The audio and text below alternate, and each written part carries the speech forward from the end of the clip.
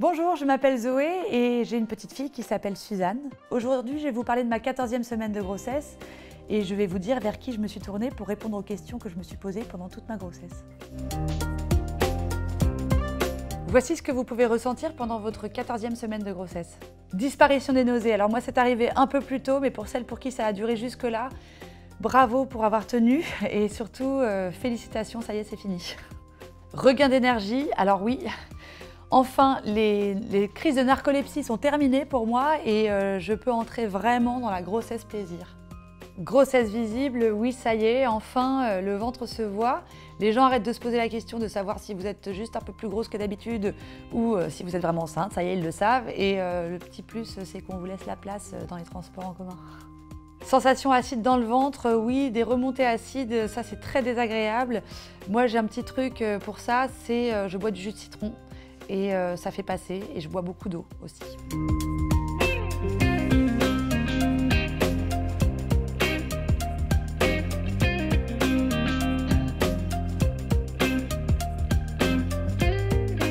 Pendant sa grossesse, on se pose beaucoup de questions et on ne sait pas forcément vers qui se tourner. On n'a pas tout un meilleur copain qui est gynéco. Moi, je sais que je me posais pas mal de questions et je suis allée me renseigner d'abord sur Internet. J'ai téléchargé une application qui me donnait les étapes de ma grossesse semaine après semaine. Et aussi, je me plongeais dans les bouquins. On m'avait offert un bouquin en début de grossesse et j'étais bien contente de pouvoir me plonger dedans. Par exemple, là, je vois que telle semaine, mon bébé était en train de former ses cils, par exemple. Alors, j'avais un petit rendez-vous.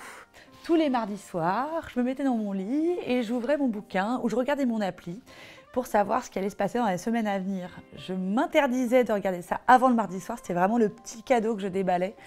Et ça me permettait de rêver sur mon bébé, de savoir comment il grandissait et qu'est-ce qui se passait à l'intérieur de moi. J'étais trop contente. J'ai eu la chance aussi de partager ma grossesse avec plusieurs copines qui sont toutes tombées enceintes les unes après les autres, quasiment au même moment. Donc on avait des rendez-vous copines, on allait au café, on se racontait ce qui se passait pour nous et c'était vraiment très agréable de partager ça. Après, faut pas tout écouter non plus. Moi j'avais une copine qui me disait mais ça va, tu peux bien manger des sushis. Moi j'avais pas envie de manger de poisson cru parce que j'étais pas immunisée contre la toxo. Il y a ma belle-mère aussi qui m'a dit qu'elle avait pratiqué la danse quasiment de manière professionnelle jusqu'à 8 mois et demi de grossesse. Moi il se trouve que j'ai arrêté de faire du vélo à 2 mois. Moi, j'étais peut-être un peu précautionneuse, mais il faut s'écouter, il faut suivre son instinct. Il faut apprendre à ne pas juger les autres parce que chacune vit sa grossesse comme elle le peut et puis comme elle l'entend.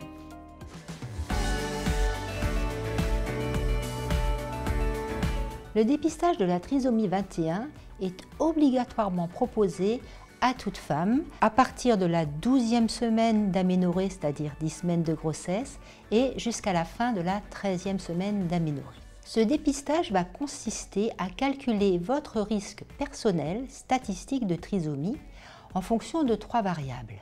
Votre âge, la mesure de la nuque du bébé qui aura été faite à l'échographie et le dosage d'un facteur sanguin qui s'appelle la PAP-A que vous ferez le jour même de l'échographie.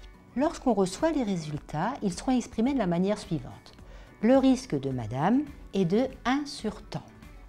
Si ce risque dit combiné est compris entre 1 sur 50 et 1 sur 1000, actuellement, on va vous proposer de faire un DPNI. Qu'est-ce que le DPNI? Le DPNI est le diagnostic prénatal non invasif qui permet sur une simple prise de sang chez la maman, donc en ne prenant aucun risque chez le bébé, de savoir si votre bébé est trisomique ou pas. Si le risque est inférieur à 1 sur 1000, à ce moment-là, vous avez un risque considéré comme faible et on ne fera rien.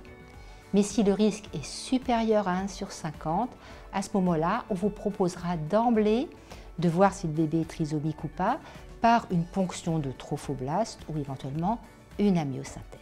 Ce dépistage est actuellement en pleine évolution et on s'achemine probablement vers un dépistage systématique par le fameux DPNI avec de très bons résultats et aucun risque pour le bébé.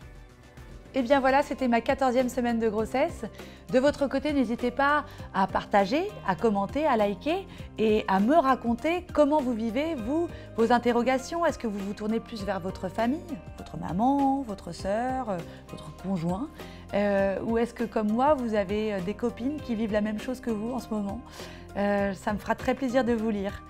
Je vous retrouve très bientôt pour vous raconter ma 15e semaine de grossesse. À très vite.